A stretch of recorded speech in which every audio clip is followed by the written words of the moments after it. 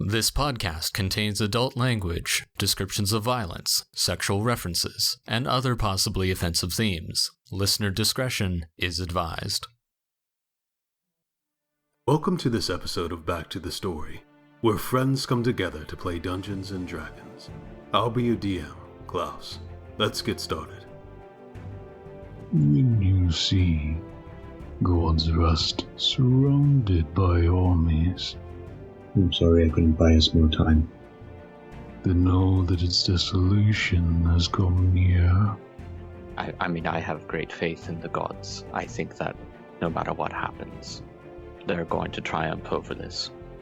Then let those who are upon the pinnacle flee to the mountains. And it's not really our place to judge, but to serve.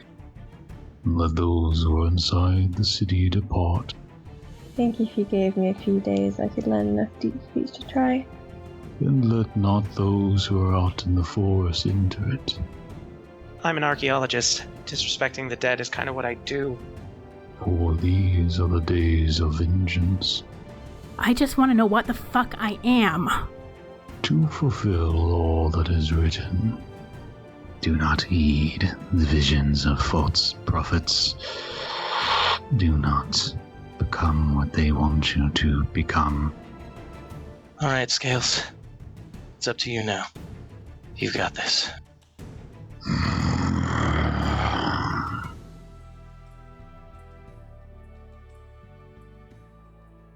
The vision opens upon a window, tall and stained with silver and gold, depicting the image of a drake tearing asunder in two. The soft moonlight reveals the snow building upon the windowsill outside, before the light is blocked and something dark and glowing deep violet appears beyond the glass. In the few moments of stillness we hear the beating of wings, heavy as time dilates and the window shatters upon impact. Billowing shadow like flowing smoke pours into the interior hallway. Shadows coalesce into a humanoid form with dark mauve flesh and glowing eyes.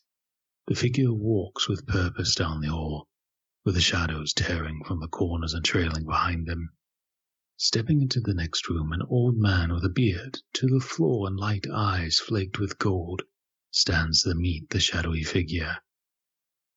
The man of shadows smiles as the old man tosses their staff aside and shifts into the form of a shining golden dragon. Remembrance of Worm-Tongue Cathis the Herald. Previously, as the Bronze Scales continue their investigation into the Princes of Allwrath, they were recovering from their encounter with Mr. Belvedere when they discovered a short passage to numerous cells. After freeing the prisoners, including Colt and one strange frog-folk individual, the Scales began to discuss their next step when Stitches disappeared, staring into the magical sphere. Inside, she witnessed several tieflings in an extra-dimensional room where a ritual to summon something was being conducted. Escaping from the sphere, the Scales and Stitches all began to prepare for an attack, but when none came, they decided to bring the fight to them. Through force of personality, the Scales and Stitches pressed into the sphere, where Hyde wrapped Barb a thorned fiendish vine around her arm, overdosing herself on a fiendish adrenaline. As Voyage struck with poisoned blade, Felix hypnotized the Arcanist, ceasing the ritual as the fight swelled, and Voyage slammed his needled blade into Vl'Aeri, knocking her unconscious. But with the ritual blocked and no re-summon Mr. Belvedere, the Scales and Stitches were able to vanquish the Tieflings' ball, slaughtering Voyage with his maul and Vl'Aeri, nonchalantly ending Hyde through forceful blast. We come back to the story here. After interrogating Velvet, the remaining Arcanist Tiefling, you all escaped with the prisoners and Or in the sphere, out of the cathedra, up through the cellar, and out of the winery, where you exited the walls of Embershore to Stonehill Abbey. There the prisoners were released, with Or dragging his wings into the forest, and others receiving food and care from the Abbey. Felix has been going through the wealth of documents, schematics, and correspondence stored in the sphere. It's early afternoon, overcast by dreary clouds, with a light mist of rain just beginning to fall. What would you like to do? Now here, folks, we had a little trouble with our recording, so the first half is gone. I'll give you a short recap on what happened. Vesper spoke with Varys, her father, at the Stonehill Abbey, catching him up, and he went to speak to Dia Rowe, a member of the Covenant, the Guards of Embershore. While this happened, Ball and Ellery took the body of Voyage, Ellery's old thief mentor, so to speak, his mangled body into the woods, where they found a clearing and built a sort of a funeral pyre, burning him to avoid the fate that might await him in the dungeons beneath Rothburn Rook. After this, you'll begin to head into the city, with Varys returning and telling you to go to the Covenant and tell them what y'all found.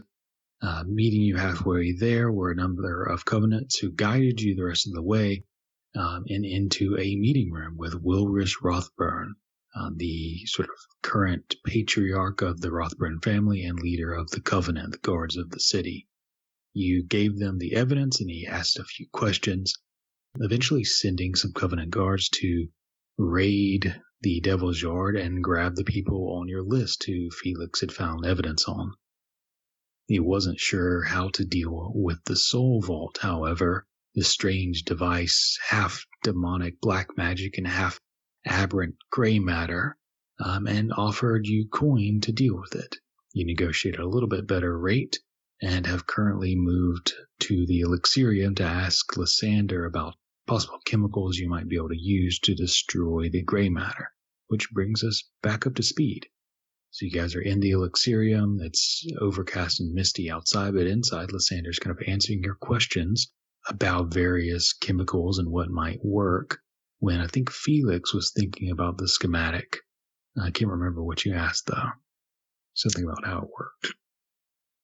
I'm trying to figure out how I can disable it. Preferably disable it, but also destroy it without unleashing the creature that it holds, if it is a creature. Sure. Give me an Arcana check, we'll say. Okie dokie. And going over the schematic for ways to disrupt it. 21. Sure. You understand, though it's a strange device and your understanding of it is kind of theoretical with how short you've been going over the information, but you think that it's a pretty delicate device. And taking away any of the pieces would leave it disabled. So destroying the statue and the crystals, or destroying the arcane wires would disable the device. The main portion of the device, however, is the soul vault. So the rest of it is used to kind of channel the souls into it. The actual container, so to speak, is a sort of mental plane being held by the gray matter in the vat. So you could take any of the pieces away to temporarily disable it, but to fully destroy it, you would have to destroy the gray matter. It is in a fully welded vat with no openings. The metal doesn't seem that thick. You could certainly open it, but not without exposing yourself to what's inside. But you could destroy it and leave it in the vat, but then that would just be a liability. But as an option. Are there any notes on the gray matter itself and what it can do?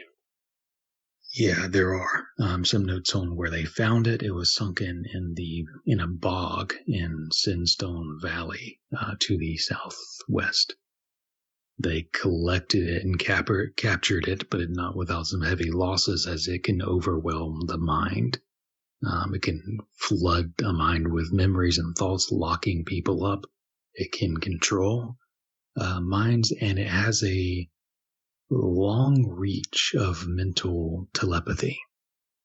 Some notes put it at 3, 4, 5 miles, which is why it was so hard to find it, as the gray matter kept misdirecting people as they tried to get closer. I will say you also get that those mind spikes limit it to some degree, what it can do, on purpose, to kind of force it into holding the mind soul vault prison. But it isn't fully disabled, because otherwise it wouldn't work.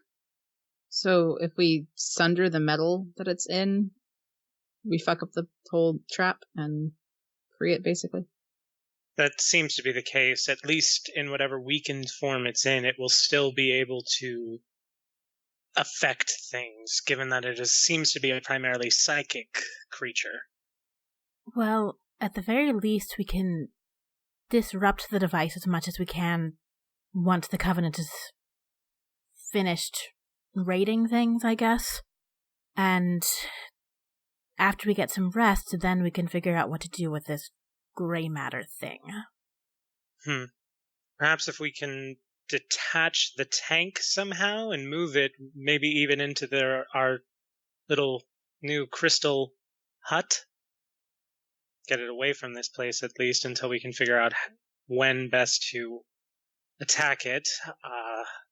Personally, I think we should work on some magic weapons for you all, because that was not fun.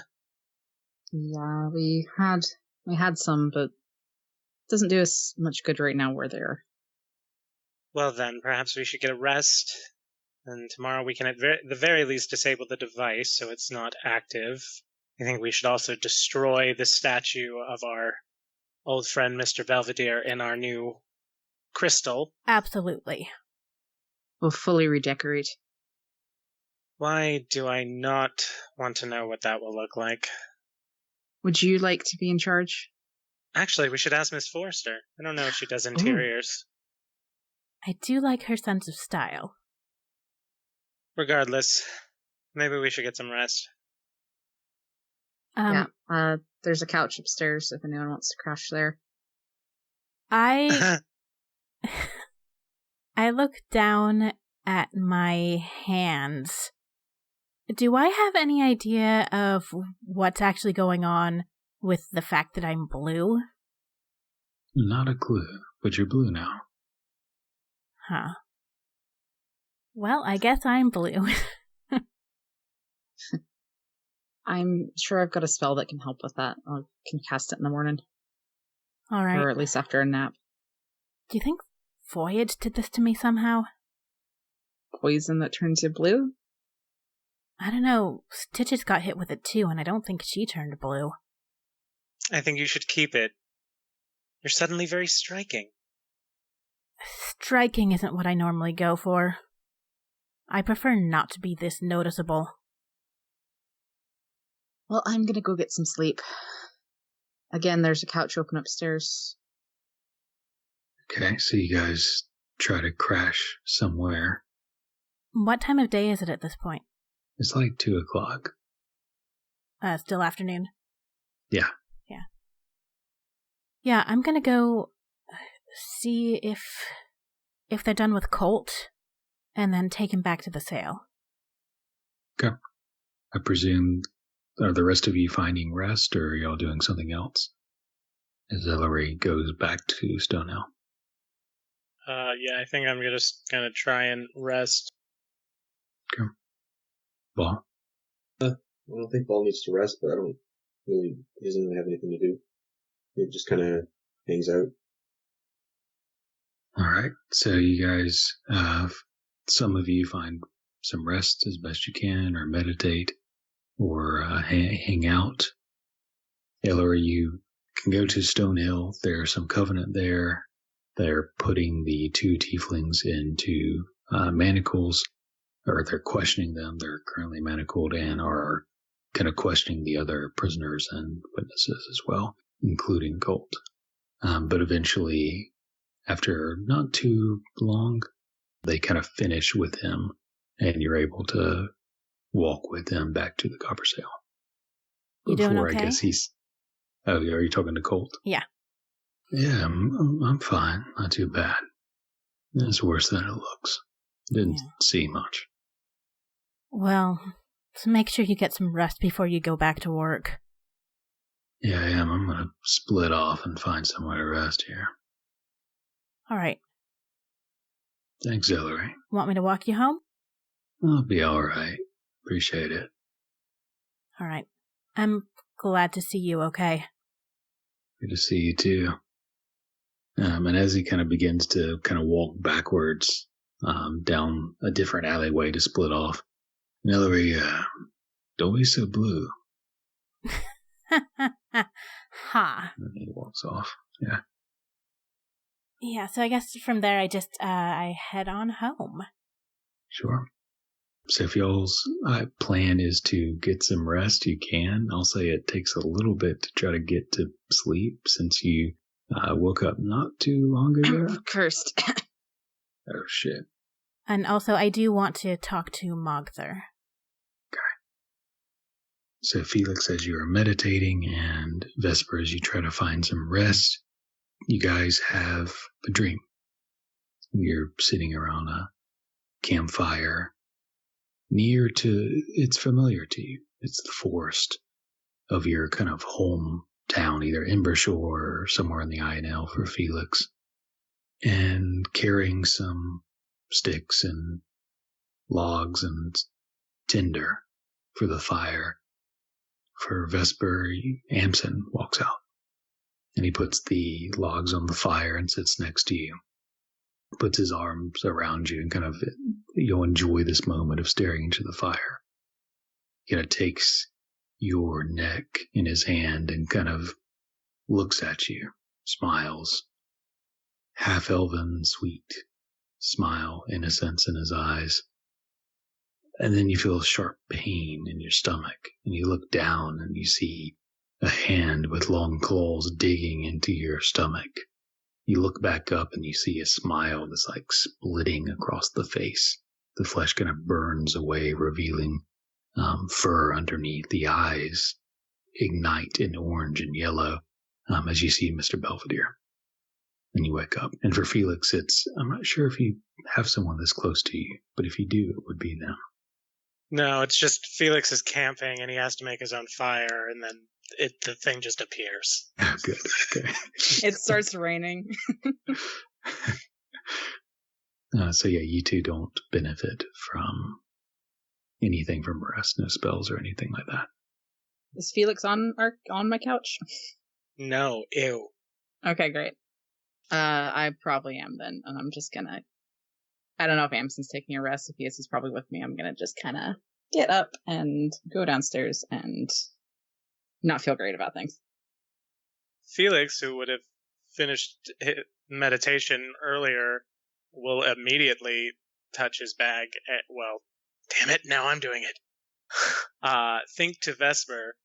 Okay, so I just had a nightmare, which is weird because my people don't dream, and I don't feel very restful. Yeah, I just had a bad dream too. About, certain tiger demon murdering me. Can you fix this? If I was able to get some sleep, but that's not going to happen. Great, you're all kinds of useful. There's a priestess in town that can probably help us, though she's pretty adept. You know that overturned boat by the harbor? Sure. Meet me there. And I'll see if I can pick up Vl'Aeri. Maybe she can help with the blue. Oh, do we have to? I really just think we should leave it a week. Please? Okay, fine. Okay, so you guys are heading towards the Odyssic harbor, it sounds like. Yeah. We're going to rotate around Ball. Where are you hanging out? Anywhere in particular? I think Ball will just go to his usual hangout just outside of the town. Sure. Where you punched those trees and then healed them up so long ago. Where you ran with Vl'Aeri and then fought those Volgrith, or the Volren, kind of strange horned wolf things with green eyes. It's misty and dreary and kind of downcast, and it's kind of cold between the mist and the wind. The mist kind of turns to rain sometimes and then slows back down to just a mist. But it coalesces on the needles of the pines and kind of drips down steadily, slowly. And you hear a sort of the hissing of a snake. Sound like a big snake or a small snake? Big. I will reach for my maul. Yeah, you take it, standing, looking in that direction, and you don't see a snake, but something hits you. This strange feeling of, like when you stand up too fast and your vision kind of blurs, like shifting into a daydream, staring off into space, but it's more forceful than that. And you see a serpent, and it's circling around a campfire. And in the center, the flames are burning, but They're slowly going out. And the light spreads from those coals and what's left of the fire out a good ways. And just at the edge of where the light hits, there's that serpent. And it's circling around, nearly head to tail. The fire's dying out. The mist is wetting the flames and putting the coals down. The light is fading, the radius shrinking. The snake is getting closer and closer, until eventually the light is so dim, surrounded by darkness in this forest, that you can't see but just an inch or two into the stones surrounding the campfire. The snake's scales are sliding up against the stones, grinding. This feels familiar. You've seen it before. But you notice something different this time. There are runes, marks, carvings on the stones that surround the campfire. You're not sure what they mean, but you can see when the snake scales scrape against them, the runes almost ignite. Not brightly, but with a little bit of light, as if from a coal or an ember that's inside the fire, and the snake backs up. You hear water running. It slowly begins to fill up and hit the other side of the snake, so that's all that's keeping the water from flooding the campfire is the body of the snake itself. The snake's so close to the campfire that now all the runes are glowing all at once, trying to keep it at bay. But the light's dying. It's not bright enough. And the snake stops spinning and circling around the campfire and moves its head towards one of the rocks and begins to crawl, scrape towards it. And as the head kind of flickers and its eyes, dark and void, look towards that one rune on that one rock, and its forked tongue flickers, that rune goes out. And you hear the water begin to flood into the campfire. One by one, the other runes begin to go out as the water floods and the last of the light goes away. And then you're back in your clearing, holding your maul. The mist falling again. Any sign of the snake? Make a perception check. I'm going to use my session inspiration. Sure. Perception check. Advantage. 12? Nothing. Just you. I think Ball will kind of sit back down again and just kind of spend the next little while on like high alert in case the snake decides to pay another visit. Okay. And Ellery, you leave Colt and make it back to the Copper Sail. All right. I mean, first things first, I look for Mogther. Yeah, he's behind the bar. There's a few patrons in here, but just like 2 or 3. Not our busiest time of day. Yeah, it's pretty early. Well, I go right over, very, very blue. New outfit? Something like that. Maybe a haircut. Well, at least you're not dead. Yeah, and neither is Colt. Good. We found Great. him. He's all right? He's a little worse for wear, but he's getting some rest now. Good. Maybe we should go somewhere a little bit quieter to talk. He looks over at another half-orc behind the bar. You have it, right? And then you guys go upstairs to his office. Pours a drink for both of you. Well, news travels fast, but not much.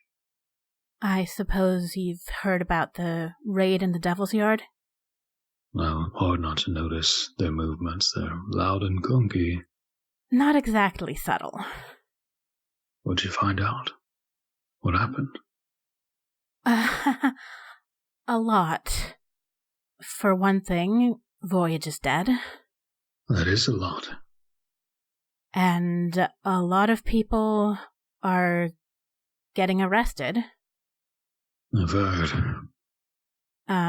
So I'm going to explain to Mogther what we found, and I'm not so happy about having to deal this much with the Covenant, but under the circumstances. Sure, just keep your head above water, you'll be fine. Got nothing wrong. Yeah. And sounds like the worst of us were getting either killed or locked up, or, petty crime is one thing, but I'm glad you didn't get too caught up in Voyager's schemes. Me too. Well, good. We don't have to worry about that anymore. I keep thinking that I wish I had never gone to him to learn. Not a bad teacher, but a bad influence, maybe. Yeah.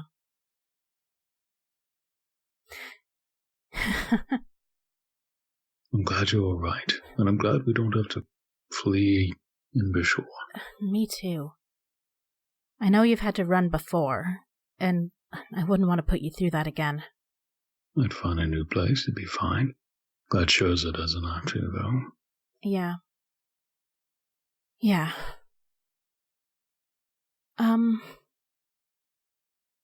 There's something I've kind of been wanting to talk to you about. Sure. I guess it's been on my mind for a while. I know it's not something that you like to talk about, though. Well, we'll find out. What is it? What do you know about why Mom left? Not as much as I'd like, but she left because she had to. She's has connections to the Dreadlands. Yeah? Things work differently there. I don't exactly understand the rules, but she had to go back for some reason. They came here. They? Orcs.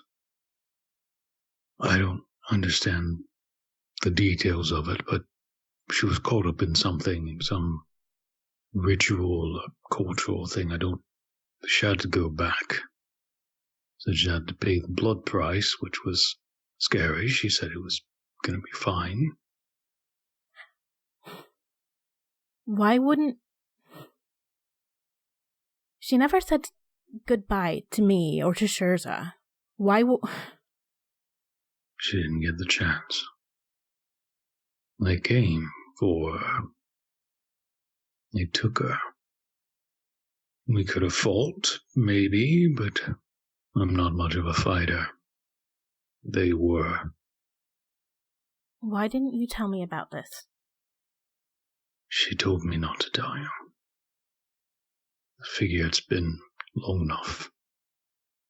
Maybe old enough. Maybe it's silly thinking back on it, but I always figured it was... I guess I thought it was because of me. That's... why? No, that's foolish. Probably because of me. Because of you? If anything, yeah. Don't blame yourself. Come on, there's some sort of blood price in the game, and I don't like it, and I couldn't do anything about it. Probably didn't even know you were here. Do I believe what he's telling me? About which? I mean, everything. Yeah, overall. Does it seem like he's telling me the whole story? Yeah. Seems like he's being pretty straightforward. You can give me an insight check. Okay. It's not the best I've ever done. That would be a 13. He doesn't like talking about this. He feels like he could have done something but wasn't able to. But he seems pretty forthcoming. Okay. You know better than a lot of folk, but the world isn't nice. Bad things happen, and they're not your fault. Yeah. We deal with it the best we can. Yeah, I know. I guess it was silly to think that it really had anything to do with me, but I didn't have anything else to go on. Well, it certainly wasn't because you're blue. Because I have no idea what is going on with this. You've had some rough days. You need some rest. You need a drink. Sleep in for once. Sleeping in sounds fantastic. Good. Finish your drink and get some rest. You need it. You'll be fine. Especially with the voyage out of the picture. Yeah. And I'll give Mokther a hug. Sure. And he returns it as well. Do you rest as well? Yeah, I think I'm probably just gonna pop my head in to say hello to Shurza and then take a nap. Sure. So we'll kind of fast forward time here as you guys are all either, resting or trying to get some rest. And since Felix and I are going to the Odyssic Harbor, can I piggyback up Ellery for a second and talk to Lysander before I leave? You can, sure. Okay. Sorry, I just don't as you're leaving out the door. Father, before I go, quick conversation maybe? Absolutely. If I ask you a question, can you please just answer me honestly? I will try. Before I went on the pilgrimage, we had a quick conversation about Mom. And you said when you met her, she was in chains and that she was taken away. What situation was that? You know I don't like discussing this. That was before I came here. She might be alive. Vesper, I know you. I've reached out to her. Wanted to meet her and get to know her, but don't say things like that. No, I have, and I've heard the wind, and I felt warmth, and I think... Don't tell me this. But it's true. Make a persuasion check. Oh boy, I'm really bad at those. Okay. Not horrible. That's a 17. Vesper, I don't know what happened. And sometimes it's easier that way. And I know that's not what you want to hear, but there's nothing I can do, whether you know the truth or not. We can talk about it. You can tell me the truth. I know you're trying to protect me, but not talking about things has never protected me. It's not for you. It's for me. Right, well. I'm glad that that's the priority. Sometimes I have to protect myself. Right, fine. Well, when I find her, then I'll let her know how you feel. He walks away. I will go and meet Felix. Okay, so I'll go to the Odyssic Harbor, where the overturned boat on the sort of jutting out cliffside, not very high, over the water, the bay, the Ember Bay.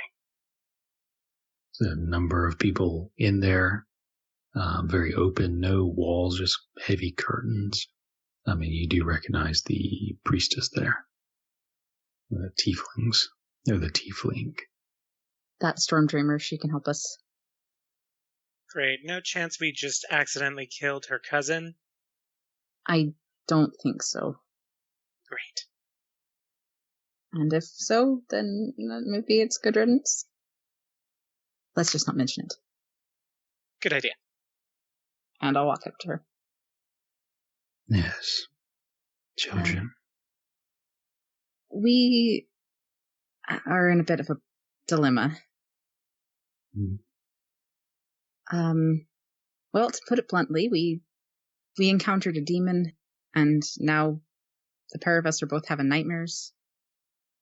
and can't seem to find sleep.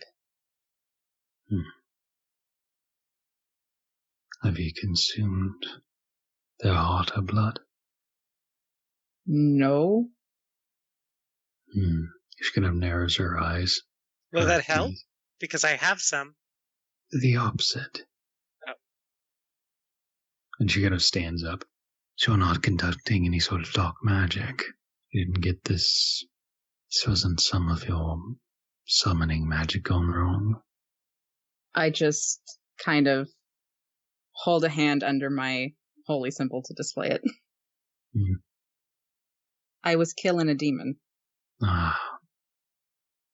Is your goddess not suffice? Can she Vesper not takes a protect second. you in this matter? Yes, I know we all want to compare our god's dick sizes right now, but she can't rest, so therefore the almighty power that bestowed upon her to do this is unavailable. So yes, we humbly come to seek your aid. How much? Not my aid. The aid of Vl'Aeri, the goddess of sea and storm. Oh, maybe we should have brought the blue one. I know my friend worships her. You brought me back to life a few years ago when I died, I remember? I do. Still have a lightning scar from where it struck you. Yeah. Good. Well, there are ways. Let's move to the sea. She kind of guides you down off the hill, down to the edge of the water. She kind of begins wading in and urges you to do the same. Does she beckon us too? Because I don't think either of us like getting wet. Yeah, she beckons. Oh, shit. I'm sure we share that look like, yeah. Oh, God. Yeah, okay. God, you're domesticated. Felix takes off his shoes. Yeah. And goes into the water. Close your eyes and imagine the storm.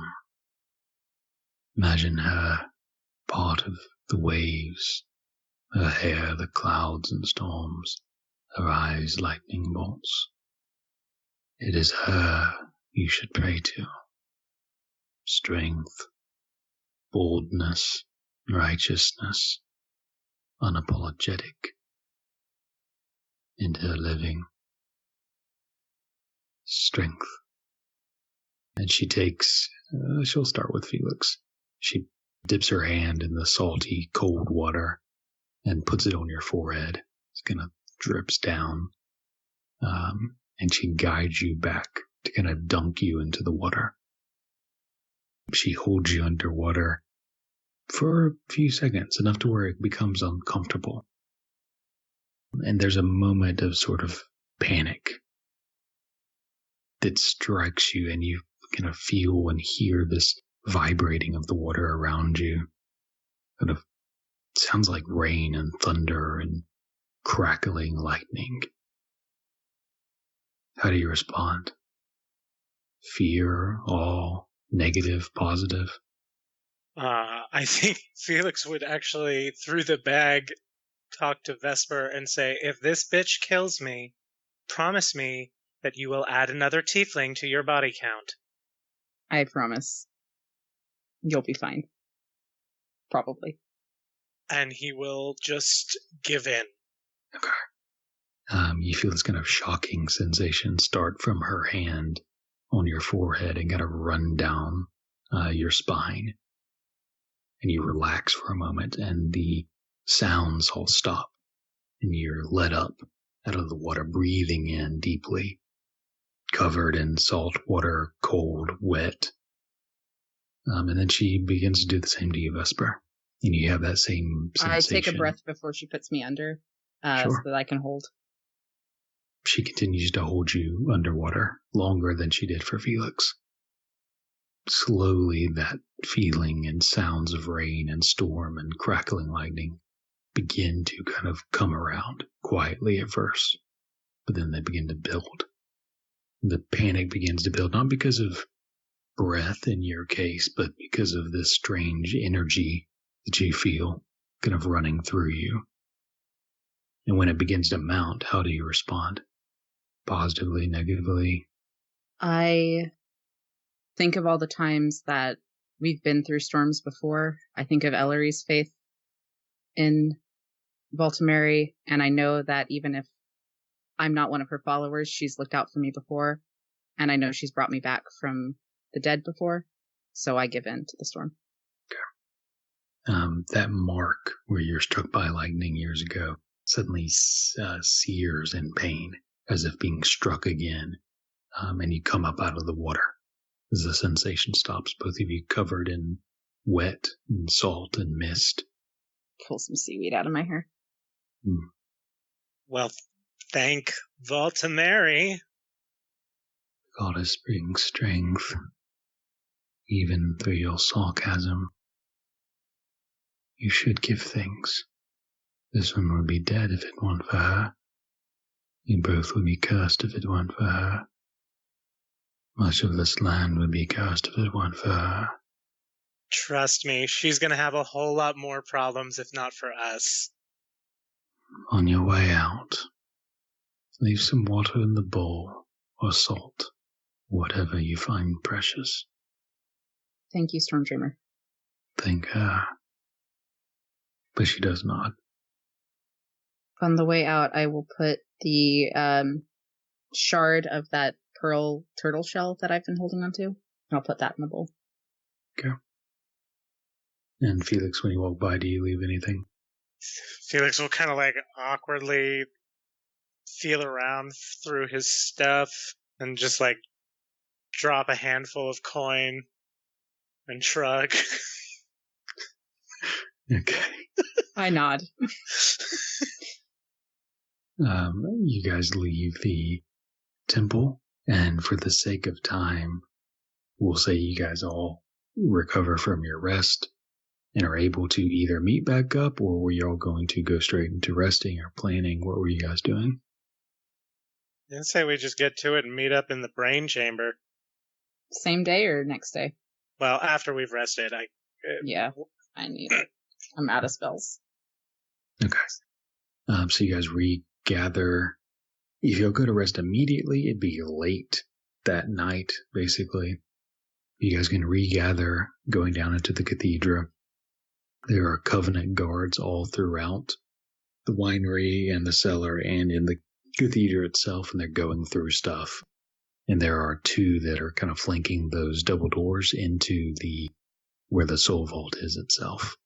They let you in, where you see Decius, that half-elf, is kind of looking over that and comparing it to the schematics notes she looked at earlier. But otherwise, you are back in the brain chamber, so to speak. How much longer until we can destroy this thing? Well, honestly, I think we can just start with most of the other pieces besides that tank. I'm a little nervous about just shattering it, as it may try and take over our brains.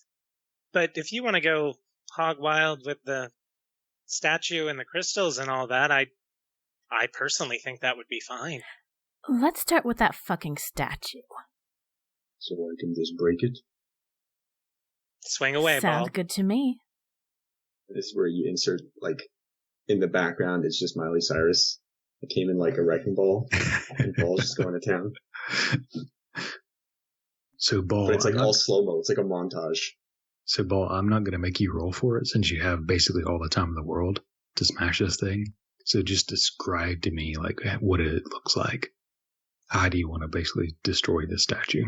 Well, yeah, like I said, it's going to be this, like, montage of, like, it's slow-mo, Ball, like, winding up the mall, and then just as he's about to, like, make contact with the statue, it'll be the wrecking ball part of the song, and, like, the speed will speed up to, like, a little bit faster than real time, so it kind of bounces from, like, slow-mo to fast-mo, and it just, like, flashes, like, this action shot flashes of Ball, like, slow-mo winding up from different angles and just... I love it.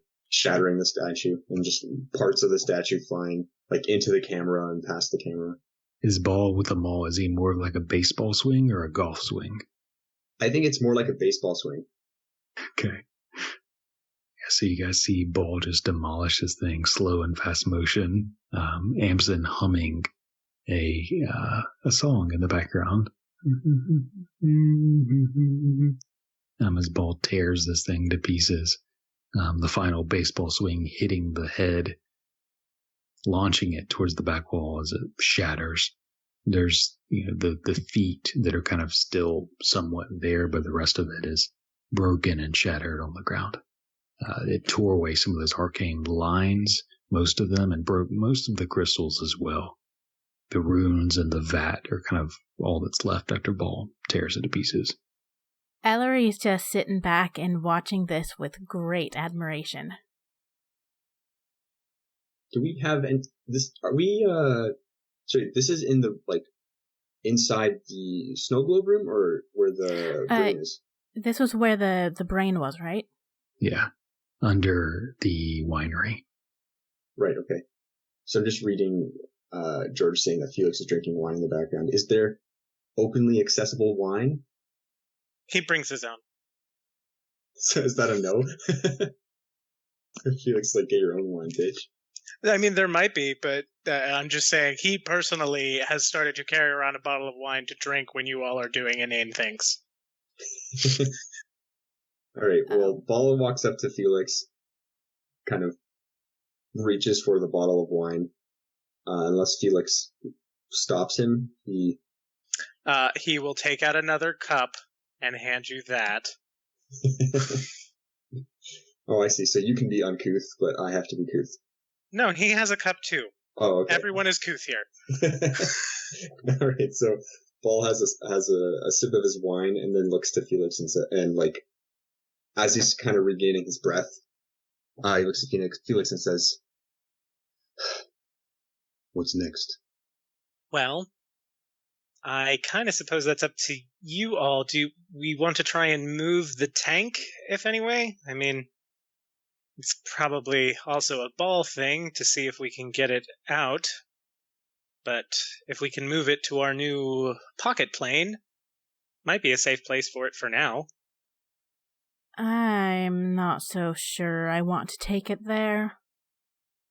I was just meaning to transport it away from the city where its mile of telepathy and brain nightmares won't be able to hurt your town. Well, that's a good point. Why don't we take it into the sphere? We can go back to the Elixirium and get that acid that my father was saying he had. And then we'll figure out how to get it into the tank. Oh, well...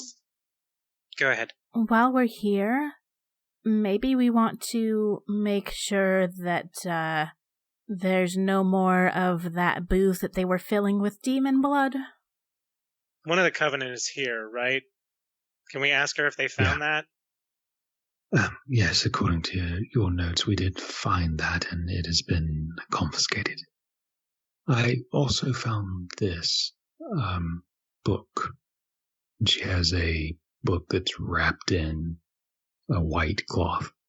From my understanding, I don't want to keep it, but fire doesn't seem to bother it, so if you were to get rid of this as well, I would be much appreciative.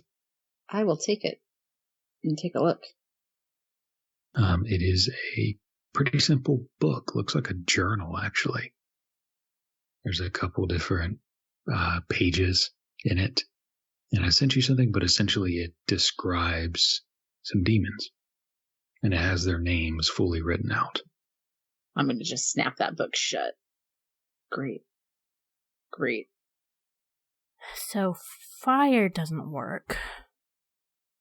Not to distract you from this device here, it is your primary objective with the agreed upon 1500 to get rid of this. I wonder if salt water might have an effect. Dunk it in the sea? That usually doesn't bode well for books in general. Well, we can deal with the big bad book later. I know its information must be terrible. The aberrational gray matter that's going to take over the minds of your town. Can we focus? Thank you. Now, Ball, can you come over here and see if we can move the tank at all? That'll be the first step. I think there are plenty of things we can try and douse it with to kill it. My fear is just the second we break the seal on this tank is what will enable it to reach out of it. Should we be ready for a worst-case scenario? I think always is a good answer to that question. Let me check my spell book. Ball's a wizard now. So Ball will cast protection from good and evil, or from evil and good, on himself. Well, he can only cast it on one person, right? So, yeah, he'll cast it on himself just before he starts futzing around, and then he'll futz around. Okay, are you gonna try to lift it or move it? Smash it with my maul. Oh, shit. Wait, no. Yeah, Ball tries to move it. Okay. Give me an athletics check. It's a 23. Yeah. You get in there, you get your fingers underneath something for leverage, and it takes you a minute because it is far heavier than you initially thought it would be. It's not attached to the ground, it's not bolted in or anything, but it is immensely heavy. You move it, half a foot or so. So it's movable, but it is very heavy. So I think, Felix, you can visibly see that Ball does look kind of tired from just moving it that little amount. Greater or less than 500 pounds? Oh boy. I'm guessing greater, but let me double check. It'd be pretty close. Well, levitate works on objects up to 500 pounds, so he'll try and cast it, and you can decide whether or not it works. If Ball's lifting, assisting, in that moment when he casts levitate, it's probably less than 500 pounds. Right? That's how it works? Is it the way it works? I like the way you're convincing me. So I'll say that, yeah, while Ball is helping lift it, the spell seems to work, and Ball, you can lift it easier now. It still is very heavy, but not as heavy as it was before. So you have Ball kind of Atlas style lifting this thing as Felix focuses on the spell. Okay, I guess, Amson, let us both in. So you basically, I think he already allowed you, so you just have to take an action, essentially, to go in. Alright. I pop into the crystal, presumably with Ball, hopefully timing it right so I can maintain concentration. You go in at a second too early, Ball's back breaks. the tank topples over, Ball's sitting there crippled, and the Elder Brain's oozing out. Well, let's find out. Wait, shit. No. Why don't y'all roll, shit? I'm guessing dex checks? Great. I spoke too soon. Dex check or dex saving throw? Check. I have a -1 on this, so it's looking good. 14. 18. Okay. Alright, okay. So we'll say, Felix, you kind of wait for Ball to look like he's shifting, and as he begins to, you begin to shift as well, and you'll come into the sphere. Ball still managing to hold. He kind of drops to one knee for a moment before regaining control of the enormous vat. When the two of them are doing this, Ellery just kind of looks to Vesper and says, "It is nice to watch Ball lift heavy things." Vesper is praying while she reads the book and just stops and looks at Ellery. Okay. Yep. Hey, come look at this one. I'm going to point to one of the names on one of the pages. Okay. And I'm going to keep praying, but it says in part of this description, she leaves her mark with a grin. Those controlled by her are driven by fear and madness. They grin in the night, sleepless with all black eyes, looking up towards Celestia, repeating, "Watch the sky." Holy shit. Holy fuck. Praying, nodding. I'm trying to avoid looking at the actual name, because I know that that's kind of a bad idea. Well, that's certainly familiar. The half-elf speaks up. I would suggest you close it and not read any more of that. Thank you. Yeah, probably a good idea. Yeah, So probably, wrap it up. yes. Jesus. Which is Orcish for gods. I know.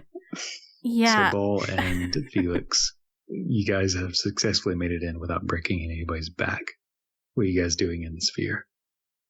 I think just finding a good place to set it down. Just kind of, I guess, in the center there. And then look at Ball. Look at the statue. Look at Ball. And then we embrace. Don't touch me. I think, Ball, as you're looking back and forth, Ball, I get, clearly regaining his breath. This was a lot more taxing than his Wrecking Ball montage. What? No. I mean, if you want to leave it in here with it. Do you think it's safe to do that? I'm sure it's probably fine. Based on my research, fiends can't reconstitute themselves that quickly unaided, and I think most of its aid is gone. But we should take care of it soon. So what do we do next? Probably find a good place to either take it out, deal with it there, or deal with it in here. But for now, I think we should do a little bit more research. It's no longer a threat to the town. This may be the safest place to deal with it. True. It wouldn't be able to reach anyone except us, though. I'm not entirely certain we want it reaching into our heads. I suppose that is what the preparation will be for. To protect ourselves from the aberration. Precisely. I suppose we should get back to the others, though, Ball, there is something I've been meaning to ask you. Your new arm jewelry? Where did you get that? It was given. I found it. Do I believe him in his give me two different excuses? I mean, you can roll an insight check if you want. Whether you can take it as it is either way. Right. I think the implication there is it's not really clear to Ball. It was kind of given to him, but he also kind of found it. This is how he feels. Right. I have to do some reading, but I may have more questions about that later. Me too. We'll go back to the others. All right. So you guys pop back out as Vesper is wrapping the book back up. And you are left in the now empty room. So, think we should take this book to, I don't know, the Odyssic Harbor, the Abbey? One of the two. Or even naming it if we're going back, but I don't like leaving it exposed in the meantime. I think either temple, and then we take it with us when we go back. All right. It's dangerous if the forward is anything to go by. Even just having these written down means that it's attractive. Yeah, and we've already heard one of these names spoken before. Mm-hmm. No need to get his attention again. Nope. Or this one's. I nod towards the rubble. Yeah. The forward says we should keep it in a ring of water and anoint it with blessed oil every week. Well, that sounds tedious. Well, we won't have to do it. We'll give it to other people who can. Well, I think I'm overdue for visiting Storm Dreamer, so... Oh yeah, she's a real hoot. You've met her? Met lots of people. I'm sure she loved you. Well, I hear there's a noble family in this town who has a library and now owes me a favor, so if that's it for today... You're gonna check out Norbell Tower? I suppose. I have some things I need to look into. And he will look at Ball. I will raise an eyebrow. You know, back before I got on their bad side, Melly helps me get into the library to do some research of my own, so maybe you should talk to her. I just might do that. She was actually competent. I look like I want to respond to that, and I, with great effort, refrain. If you're doing research, I doubt they'll have this in the library, but there was something I was hoping you could look into, see if Aeon knows something about it, related to our larger tasks. Well, I'm happy to look into it. If it does require Aeon, then we will see what that holds. So, back in Nymanet, before we met you, our friend Ezekiel told us about a conversation that he had with the Vivis tree. Are you familiar with what that is? Yes, essentially. The Vivis tree told him to find someone called, I think it was Damadedius, as someone who might know something about what we've been dealing with. But I don't have a clue who that is. Does that ring any bells for Felix? Probably not. You can make a history check. You should never let me do that. 29? Why? The name has come through in some of your research, here or there. Never much information, but little snippets here and there. They seem to be always tied into things of prophecies and destiny and the mantle. Always the mantle of heaven. You know them as not one of the consistent prophets, but always a figure in the background in a lot of stories dealing with prophets. A guide in a lot of ways. I know of him. Did the Vivistry give you a prophecy or send you seeking one? Have we told Felix about the whole prophecy? I kind of figure we would have. For reasons I'm saying no. Okay. So then I will shrug and repeat it, the full shebang. Interesting. Would you like to hear the rest of it? I thought more? We had heard the rest of it. There was the first half that Ball got and a second half that Ezekiel got. Is there more? Why don't I set the record straight? This one is categorized as the Speakers of Harbingers. I wasn't sure what the prophecy itself was referring to. When you see God's rest surrounded by armies, then know that its desolation has come near. Then let those who are upon the pinnacle flee to the mountains, and let those who are in the city depart, and let not those who are out in the forest enter it, for these are days of vengeance, to fulfill all that is written. There will be great distress upon the Nor, and wrath against these children. They will fall by the edge of the sword, and be led captive among all nations, and God's rest will be trampled underfoot by the heretics, until the times of the Harbingers are fulfilled. Great.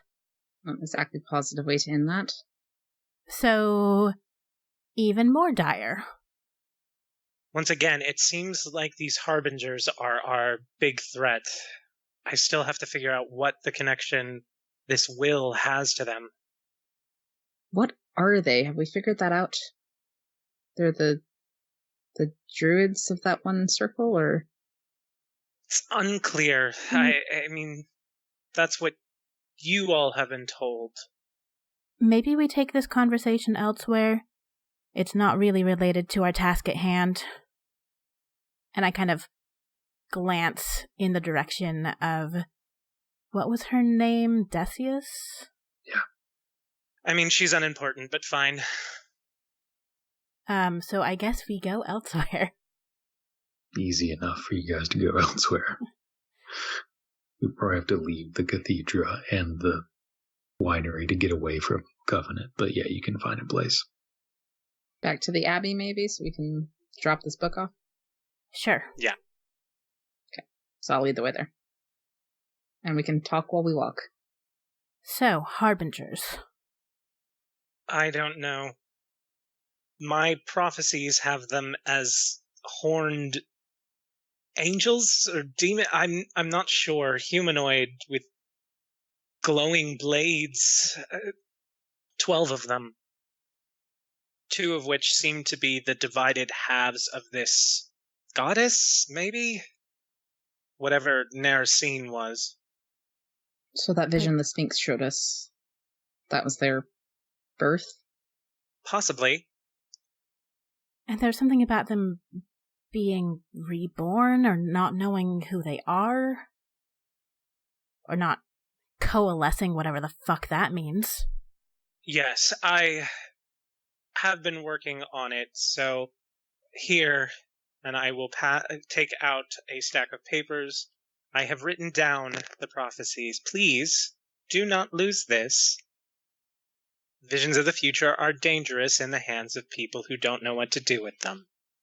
I pretend to drop it as I take it. See that fumble thing? Oh. He just stares at you and holds it for far too long.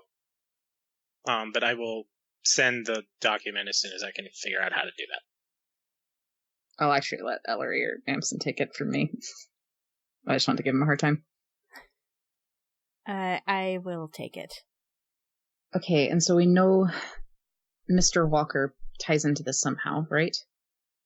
Has something to do with us. Being us, knowing us, because he was like us, or was us? Well, there is an arcane theory of a nullus, the end of one world and the beginning of the others. Our world would have started at that point. It is proposed to be a cycle, the life cycle of a world. These harbingers would signify the end of ours. Perhaps Walker was in our position the last time this was to happen. The children of the old gods were said to be before that event, this annulus. I'm kind of skimming through these notes, just kind of glancing over the headings and such, and I suddenly stop. Prophecy of Vl'Aeri. And I look up at the others. That was one of the runes on the angel's armor. Okay, I'll peer over her shoulder. From their sanctuary, they will present themselves once more.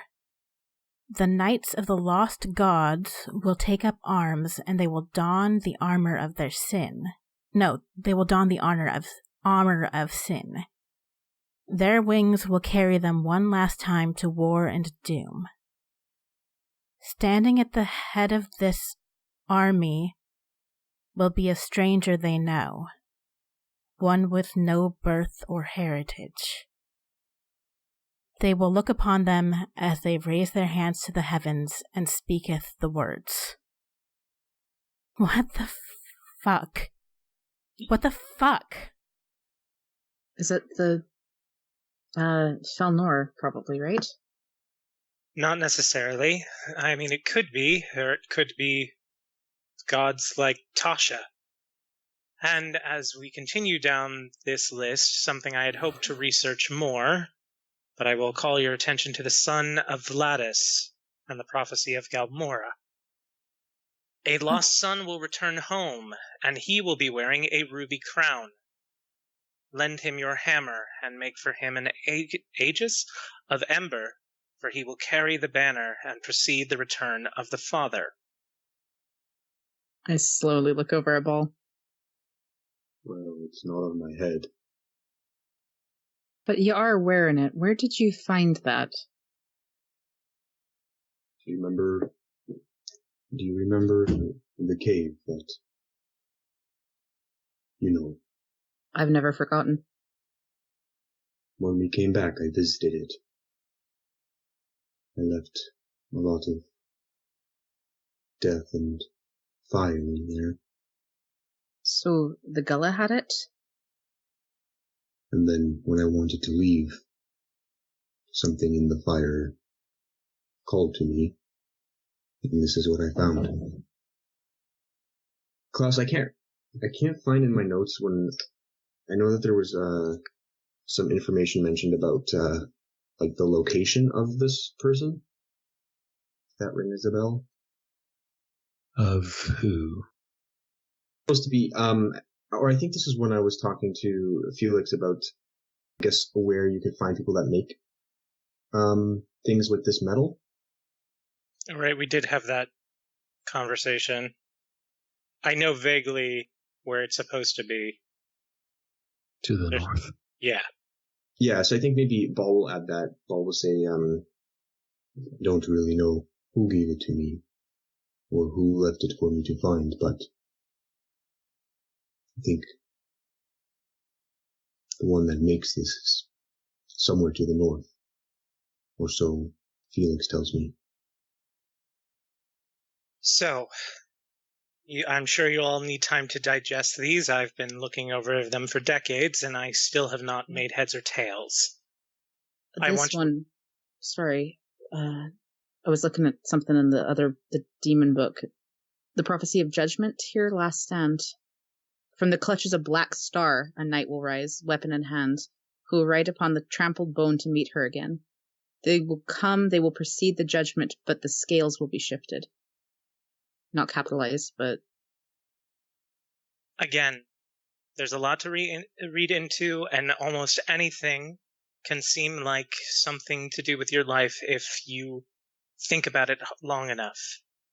Not to mention, we have been warned about false prophecies, so before we get too excited, I have a way of searching for more information in Aeon. There is an unending ocean of information in whatever it is. Now, it does not come without risks, but if there is something within these pages that we need to find out, I can try to see if he has anything. Though we should probably tap our more mundane means of research before we do that. Yeah, let's not get ahead of ourselves too much. But Ellery is still she's been flipping through and letting other people flip through, but she keeps letting her eyes rest again on that passage. Anyway, we have our more immediate concern of what to do with this vat and what's inside it. Well, you all still have unresolved issues below Nymanet, and your best weapons are also there, hypothetically, if they haven't been touched. I think we might need them should things go wrong with this creature. Or if we are wrong and Mr. Belvedere can return to us faster than we had anticipated. If we have to make a journey north, perhaps we gather what we need, and on our way out of town, once we're far enough away, perhaps we can do something about this thing. I would like to deal with it sooner rather than later. Maybe we can request the assistance of the temples to help protect us before we awaken it. We also... Well, maybe now is too soon to start discussing this, but we also have a great deal of money. And we should probably do a little bit of thinking about what we want to do with that. There's the Covenant vote coming up soon. Good. Maybe you can fix your town so we can finally leave it. What do you want to do with the money? Maybe it can be better spent in preparation of whatever these prophecies foretell. Embershore seems small compared to the gates of heaven, Armageddon, old gods, new gods. It may be small, yes, but it's also our home. And I think the larger problem with those kind of preparations is that most things worth spending that much money on take time. Time I don't know we have. I'm sure we can set aside at least some of this wealth for ourselves, and for our needs. And I don't have a lot of faith in the law to fix problems. But maybe we have a chance to make a dent in it anyway. And a dent isn't nothing. But I agree, I think eventually there's going to have to be change. So what's the plan? Do you all think you need your weapons before we take on this creature, or should we make that our first priority? Well, I don't have anything that I need beneath Nymanet, so I look at the others. What do you think? I can make two, but Ball? There are a couple of items that I would prefer. Would it be difficult? To get back to Nymanet, to that circle, and get our things. When the will knows where it is, and that our stuff is there, and that we're going to have to come back to it eventually, probably. Though at this point, if they were setting up an ambush for us, they probably gave up on us showing up by now. Yes, most likely your stuff is either gone or untouched. I still think we should be ready, just in case. Definitely. They may have set some traps, if nothing else. Even if they're not waiting for us personally. If we do stop there first, do we go up to the temples? There might be some people waiting for us to report back. Or is this just a situation where we grab our things and come back here? That would be my preference. I don't want to get dragged into the Holy City's politics before we're ready to. And as we know, politics can take a long time. It's beginning to sound like we have less time than we think.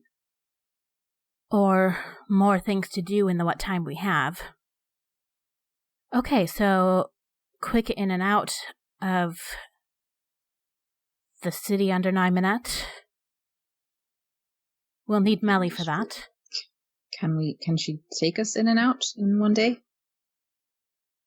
I'm sure we'll have to ask her, but yes. Well, then I guess we should go and get Melly. We can take the book with us back to Nymanet, so that's taken care of. Right? Or do we want to leave it here? That would require taking a 12-hour elevator ride. Oh, God. And... Yeah. I'm sorry, 12 hours? Uh-huh. I'm not going to be stuck in an elevator with Felix for 12 hours. We'll have to when we go back there to talk to the people in the temples. But maybe it's best to leave the book here for now and deal with that when we're ready to face that elevator ride. When we need to go back up to the city. All right. So we go get our things. We make whatever small preparations we need. Take on a giant brain in a vat. And then dive into one of the mysteries we are stuck with. Okay. And just for clarification, you guys are going to Melly to have her take you to Nymanet. Is that correct? Yes. After we drop off the book at the Abbey and I pull aside one of the acolytes that I know I can trust and tell them how to keep this thing safe. Sure. Okay. Drop that off, head to Melly's, and then you'll plan to head to beneath Nymanet. And that is where we'll pick up next week. Thank you for listening to this episode of Back to the Story. For notifications when an episode goes live, you can find us on SoundCloud, Spotify, iTunes, or wherever you prefer to get your podcasts. Download the app of your choice and subscribe or favorite us there. We also have a YouTube channel called Back to the Story, an actual play podcast. If you'd like to contact us, you can tweet us at back2_the_story. If you can't fit it into 280 characters, you can always email us at thebonfirefables@gmail.com. And if you'd like further information about the campaign, the player characters, NPCs, or behind-the-scenes sneak peeks, follow us on either Twitter or on our Tumblr, back-to-the-story.tumblr.com. Lastly, if you'd like to support the show, feel free to buy us a coffee at ko-fi.com/backtothestory. We'll see you next time in Norithil.